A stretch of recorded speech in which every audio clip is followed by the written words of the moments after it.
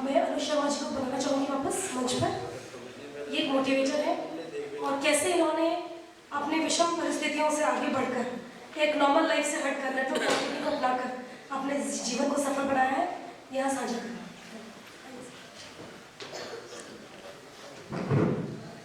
Thank you. आप सभी का फिर से धन्यवाद और इस मंच पे मुझे दोबारा इनवाइट करने के लिए। मैंने जब मैं बात कर रहा था आपसे तो बातें यहाँ बीच में ही रह गई थी। मैं आपको थोड़ा सा एक बार फिर बताना चाहता हूँ अपने बारे में। मेरा नाम अनुज शर्मा है। मैं रहने वाला ग्रेटर नोएडा के पास एक जगह पड़ती है बिलासपुर। मैं बिलासपुर का रहने वाला हूँ। बिलासपुर के पास एक छोटा सा गांव है बरसात, मेरा वहाँ पर जन्म हुआ। मेरे पिताजी सरकारी जॉब में थे और गांव से जब निकल के वो रेलवे स्टेशन के पास, धनगर रेलवे स्टेशन के पास बिलासपुर जगह पड़ती है, वहाँ पर वो रहने लगे। बहुत गरीबी में मैंने अपना जीवन देखा है। पापा सरकारी नौकरी में थे लेकिन फिर भी मैंने अपना गरीबी में जीवन देखा है। मुझे आज भी याद है, मैं पढ़ाई लिखाई में अच्छा नहीं था बिल्कुल भी। मैं सिर्फ 10+2 हूँ।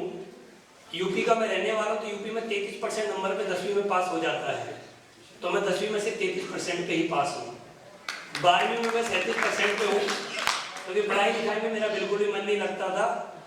घर वाले फीस देते थे लेकिन वो फीस स्कूल में जमा नहीं होती थी, वो मेरे तक ही रह जाती थी और बाहर ही वो खर्च हो जाते थे। लेकिन जीवन में एक ऐसा मैंने सोचा था कभी कि मैं कभी ऐसा बड़ा काम करूँगा। मैं माइंड पावर में भी बात करता हूँ, मोटिवेशन स्पीकर भी हूँ, ठीक है, बहुत सारी चीज़ों पर मैं बातें करता हूँ। अभी आज हमने यहाँ पर 100-150 लोगों से बातें कर रहे हैं। दिल्ली का जो सबसे बड़ा ऑडिटोरियम है Jawaharlal Nehru auditorium, Indira Gandhi auditorium, KD Yadav, Hindustan के जितने बड़े बड़े ऑडिटोरियम है उसमें मेरी स्पीचें हैं। ग्रेटर नोएडा का भी गौतम बुद्ध यूनिवर्सिटी में 22 तारीख को हमारे समारोह था, बहुत बड़े लेवल पर, बहुत बड़े बड़े लेवल पर हमारे समारोह होते रहते हैं। तो मैं शुरुआत में जब मैं स्कूल जाया करता था ग्रेटर नोएडा में ही, बिलासपुर जगह में ही, उसके बाद मैंने अपने पापा से बोला कि मैं कुछ करना चाहता हूँ। जब कंप्यूटर आया था शुरुआत में, तो मैं कंप्यूटर पढ़ने के लिए गाजियाबाद जाता था। तो गाजियाबाद में मेरा एक दोस्त था, उसके साथ में मुझे आज भी याद है, मैं 100-150 रुपये कमाने के लिए पोलियो की दवाई पिलाया करता था, वैसे ही फॉर्मेलिटी के लिए।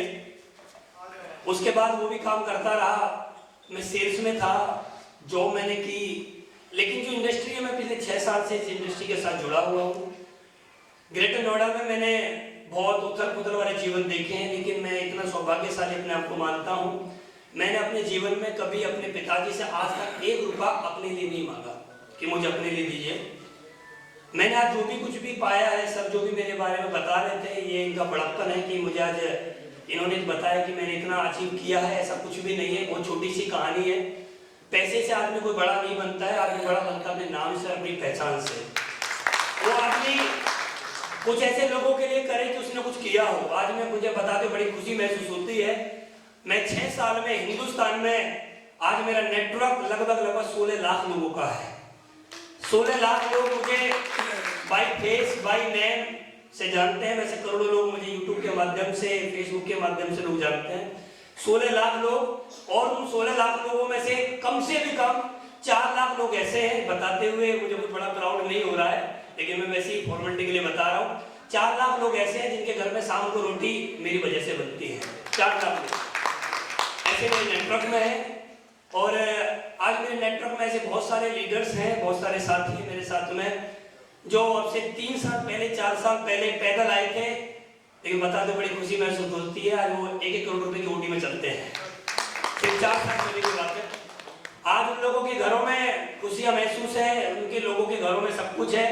मैं बस अपने जीवन में इतना ही चाहता हूँ, इतना ही मैं करना चाहता हूँ, इतना मैं बोलता हूँ। आदमी को जीवन में, अपने जीवन में ऐसा कुछ करना चाहिए कि माँ बाप उसको अपने सामने बैठाएं और उसके सर पे हाथ रख के बोले, बेटा हो तो ऐसा। आदमी अपने जीवन में ऐसा करके दिखाए। आदमी अपने जीवन में ऐसा करे कि उसकी वाइफ उसके सामने बैठी हो और उसकी वाइफ उसकी आंखों में देख के एक ही बात बोले, पति हो तो ऐसा। उसके बच्चे अगर उसके सामने बैठे हो और उसके बच्चे उसको देख के एक ही बात बोले, अगले जन्म में भी अगर पिता हो तो ऐसा ही हो।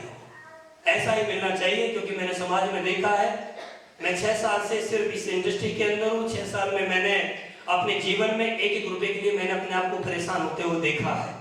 एक एक रुपए के लिए मैं परेशान था। मेरे पास खाने तक को पैसे नहीं हुआ करते थे। मेरे घर में बेटी पैदा हुई। ग्रेटर नोएडा के अंदर एक कृष्णा हॉस्पिटल है, उस हॉस्पिटल में मेरे पास पैसे देने के लिए नहीं थे, लेकिन मैं खुददार आदमी हूँ।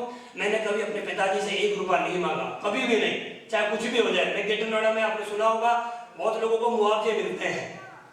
ये गौतम बुद्ध यूनिवर्सिटी वगैरह जो है, ये ऐसा मेरे पूर्वज बताते, पिताजी वगैरह बताते, क्या सच्चाई मुझे नहीं मालूम, ये हमारे खेतों में बनी है। लेकिन मुआवजा मिला। मैंने ग्रेटर नोएडा के अंदर लोगों को मुआवजे देते हुए देखा। उन लोगों को मैंने स्कॉर्पियो फॉर्च्यूनर में भी देखा, और आज उन्हीं लोगों को मैं मोटरसाइकिल में हाथ देते हुए लोगों को देख रहा हूँ। आज वो लोग दूसरे की मोटरसाइकिल में हाथ देके रुकवा रहे हैं, लेकिन मैं वही शख्स हूँ जैसा सर बता रहे थे। 6 साल पहले मेरे पास मोटरसाइकिल चलने का लिए नहीं थी, लेकिन आज बताते बड़ी खुशी महसूस होती है। हिंदुस्तान की जो सबसे महंगी गाड़ियां होती हैं वो आज आपके भाई के पास है। आज जिस इंडस्ट्री से मैं हूँ, आज मेरे पास 7 लग्जरी गाड़ियां हैं, जिसमें कि मर्सिडीज 2 है, पोर्शा जैसे ब्रांड मेरे पास है, बहुत बढ़िया।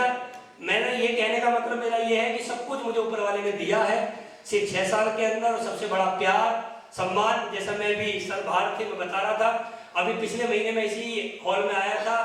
इस हॉल में जयप्रदा जी ने मुझे अवार्ड दिया था, उसके बाद उर्वशी रौतेला जी ने दिया, अभी 16 तारीख को सुनील गावस्कर जी दे रहे हैं, फिर ये शिल्पा शेट्टी जी दे रही है। इस साल में 2023 में मुझे 10 अवार्ड मिलने वाले हैं, 2023 के अंदर। ये बड़ी खुशी की बात है। अभी कुछ दिन पहले ही आगरा के सांसद बघेल साहब के साथ भी हमारा ऐसे समारोह था, तो बढ़िया खुशी महसूस होती है। आज मैंने कभी सुना था कि डीपी यादव जी के बारे में, मैंने कभी देखा नहीं था। आज सबको मैंने देखा है, तो मुझे बड़ा प्राउड महसूस हो रहा है कि हाँ, एक शख्सियत के बारे में, जिनके बारे में हम यूट्यूब पे सुना करते थे, जिनके बारे में हमने गांव में लोगों के माध्यम से सुना, आज उनको देखने का मौका मिला है। आज का दिन मेरे जीवन का सर्वश्रेष्ठ दिन है, क्योंकि मैंने इतने महान शख्सियत को आज मैंने अपनी आंखों से देखने का मुझे सौभाग्य मिला। हिंदुस्तान के जगह जगह जाने का मुझे मौका मिलता है। हिंदुस्तान में ऐसा कोई डिस्ट्रिक्ट नहीं है जहां पर मैं कभी गया ना हूं, चाहे वो रेत लगा लीजिए, चाहे वो पहाड़ लगा लीजिए, चाहे वो पानी लगा लीजिए, हर जगह जाने का मौका मिलता है। और मैं ऊपर वाले को हमेशा धन्यवाद देता हूं कि ऊपर वाले ने मुझे हिंदुस्तान की जन्मभूमि पर जन्म दिया और हिंदुस्तान के अंदर मुझे काम करने का मौका दिया है, जिससे कि मैं लोगों के साथ मिलके लोगों की गरीबी को दूर कर पा रहा हूं। आज मैं जिस इंडस्ट्री से हूं, बाहर मार्केट में जब लोग जॉब करने के लिए जाते हैं तो लोगों से जाति, धर्म, एजुकेशन, उम्र, body hit, body fit, mindset, ये सब पूछा जाता है। लेकिन मैं जिस इंडस्ट्री से हूँ, इस इंडस्ट्री में कुछ नहीं पूछा जाता। बस एक चीज पूछी जाती है, क्या आप अपने माँ बाप के सपने पूरे करना चाहते हो? जो लोग अपने माँ बाप के सपने पूरे करना चाहते हैं वो लोग हमारे साथ आते हैं और हम उनके साथ मिलकर मेहनत करके उन्हीं लोगों को, जिन लोगों को ये समाज, जैसे वही गुड़िया आई थी यहाँ पर बता रही थी कि गाँव में तो कुछ भी बोलते हैं, ये हकीकत है, गाँवों में तो कुछ भी बोलते हैं। मेरे लिए भी लोगों ने बोला मेरे पापा से कि तुम्हारा लड़का तुम्हारा नाम बदनाम कर देगा। मेरे ऊपर 10 लाख रुपए का कर्ज हो गया था, मैंने काम किया था, तो मेरे पिताजी से जाके बोला लोगों ने कि तुम्हारा लड़का तुम्हारा नाम बदनाम कर देगा, ये कुछ नहीं कर पाएगा। और आज मुझे बताते बड़ी खुशी महसूस होती है, जिस गांव में, जिस कस्बे में मेरे माँ बाप को बोला जाता है तुम्हारा लड़का कुछ नहीं कर पाएगा, मैं आज उन्हीं दोस्तों के सामने, उसी समाज के सामने, उन्हीं माहौल के सामने आज मेरे पिताजी को एक ही बात बोली जाती है कि तुम्हारे बच्चे ने तुम्हारा नाम बड़ा कर दिया। तो ये आदमी कुछ भी कर सकता है। मैंने ऐसा माना है कि आदमी कुछ भी कर सकता है। जब एक 3 साल का छोटा सा बच्चा इतने पहाड़ पे चढ़ सकता है तो हम तो कुछ भी कर सकते हैं। आदमी कुछ भी कर सकता है, क्या नहीं कर सकता आदमी? लोग बोलते हैं कंप्यूटर सबसे तेज होता है, लेकिन मैं जानता हूँ कंप्यूटर भी किसी इंसान ने ही बनाया था। आदमी कुछ भी कर सकता है, ऐसा कुछ नहीं है जो आदमी नहीं कर सकता। आदमी सब कुछ कर सकता है, मैं इतना मानता हूँ। ऐसा कुछ नहीं है जो आदमी नहीं कर सकता। बस आदमी सोच ले और आदमी का सेल्फ टॉक और आदमी के माइंड पावर अगर स्ट्रॉन्ग है, आदमी का पॉजिटिव एटीट्यूड है, आदमी हमेशा पॉजिटिव सोचता है, हमेशा अच्छा सोचता है, तो आदमी इस धरती पे कुछ भी पा सकता है। आदमी अगर कुछ भी बनना चाहे, कुछ भी, अगर आदमी प्रधानमंत्री बनना चाहे तो वो भी बन सकता है, लेकिन बशर्ते बन नहीं पाता, क्योंकि वो प्रधानमंत्री बनने के बारे में सोच भी नहीं पाता है। सोचना पहले पड़ता है, आदमी सोचेगा तो बन जाएगा। ऐसा कुछ भी नहीं है जो आदमी नहीं कर सकता, सब कुछ हो सकता है। तो मैं अपनी वाणी को विराम देना चाहता हूं। अभी मुझे इस प्लेटफॉर्म के बारे में ज्यादा नॉलेज नहीं है, मैं सिर्फ इस प्लेटफॉर्म के बारे में पहली बार जुड़ा हूँ। सर का बहुत बहुत धन्यवाद, उन्होंने मुझे यहाँ पर इनवाइट किया, मेरे जैसे बच्चे को यहाँ पर बोलने का मौका दिया। मुझे बड़ा गर्व महसूस हो रहा है कि मैं आप जैसे महान लोगों के सामने अपनी बात को रख पा रहा हूँ, क्योंकि आप सभी लोग यहाँ मेरे से बड़े हैं, मेरे से समझदार हैं, मेरे से पढ़े लिखे ज़्यादा लोग बैठे हैं यहाँ पर। बस आप लोग अपना आशीर्वाद देते रहे, हम लोग मिलकर इस देश को बहुत आगे तक लेके जाएंगे। आप सभी का बहुत बहुत धन्यवाद। Thank you very much.